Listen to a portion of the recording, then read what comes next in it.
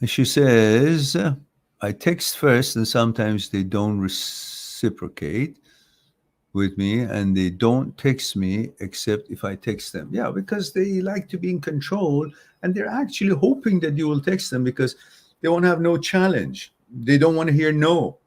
So they want you to take a step so they know, oh, you're available. You're gonna be with them.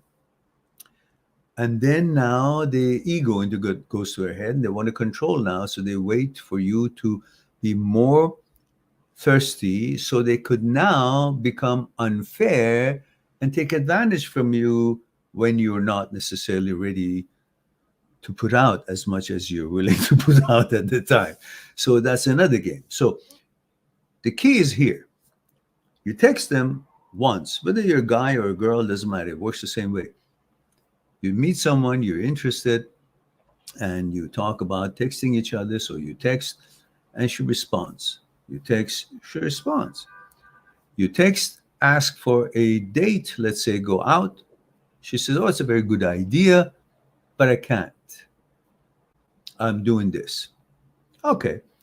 A few days later, you try again, same or different suggestion, and she will say, oh, it's a wonderful idea. I like your idea, but I have to do this today. Well, you try a few more days, one more time. And if she comes back and says, oh, that's a great idea, we should do that sometimes, but I can't do it. Now, if in any of these buts, I can't do it, I got to do this today, she doesn't follow up with, however, I can do it 2 days from now. If she doesn't come up with a suggestion after refusing or not being available for whatever reason, if she doesn't come up to suggest another time and date, at least in any of these three tries that you did, dump her. By dump her, I don't mean demeaning her, but mean stop pursuing her. Because if a woman who is being offered a date or asked for a date or an outing or some kind of a function, an activity, and she just says, thank you, but I can't, but doesn't replace it with the suggestion of when she can or when can you guys do it, and you try that 2 or 3 times, that's the woman who's either doesn't want to be with you or is involved with somebody that doesn't have the guts to tell you and is just stringing you along in case that didn't work, then you have something.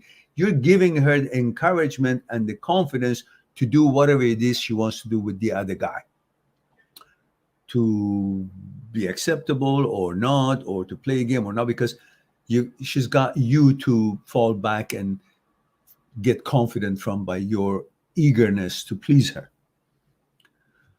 So that's the formula. If she doesn't suggest another time to replace the date you asked, the activity you asked to have together, you say, well, I appreciate the fact that you're busy, you're not available. I think it's no longer appropriate for me to call you since you've always appreciated my suggestion, but you never came on to any of these functions, and you never even suggested when we can do it. So at this time, I will not call you anymore.